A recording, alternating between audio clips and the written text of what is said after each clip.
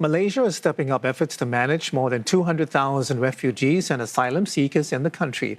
A registration process was piloted in January, and eligible individuals are now set to be matched with temporary jobs in key sectors facing labour shortages. CNA's Melissa Goh has more. Tucked away in a palm oil plantation in Bidor, Perak, about 2 hours' drive from the capital Kuala Lumpur, an immigration depot built to house hundreds of detained refugees and asylum seekers. Behind these walls and razor-barbed wires, immigration officers conduct interviews to determine the detainee status and build a comprehensive database. Now, since early this year, the government has rolled out its own registration systems for asylum seekers and refugees in the country. Now, the aim is to collect all their biometrics and personal data and store them in a centralised database. Now, the government believes that the new system will better regulate the refugee population in the country and further enhance the welfare of the community. Malaysia's Home Minister Saifuddin Nasution said more than 4,000 have been processed under the program.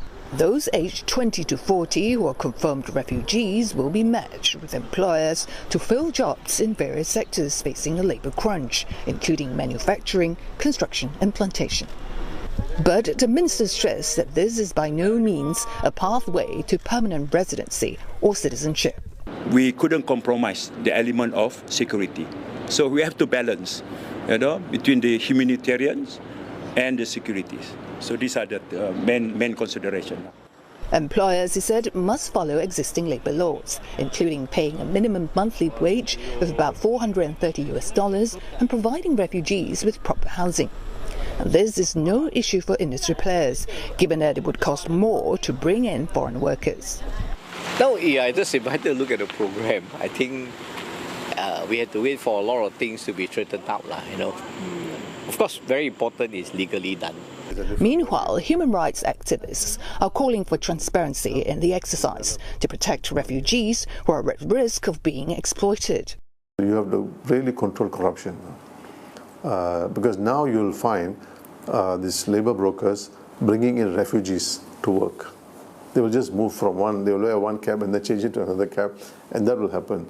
This is where enforcement and government has to be very strong on this.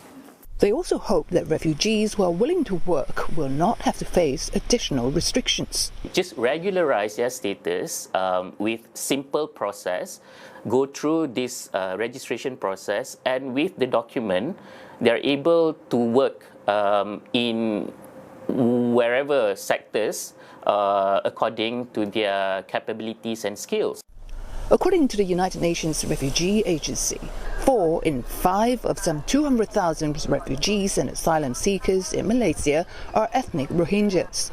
Efforts to resettle them in third countries have almost ground to a halt. Because of the geopolitical reason, especially the US, so we have to face the reality that this is potentially going to be a serious problem to Malaysia. Indeed, the situation is expected to worsen, with severe funding cuts affecting humanitarian operations. The situation is very bleak there in the camps, and whilst the eyes of the world are in other areas at the moment, this enduring situation of displacement for now 1.2 million and a growing number of people is becoming ever more critical.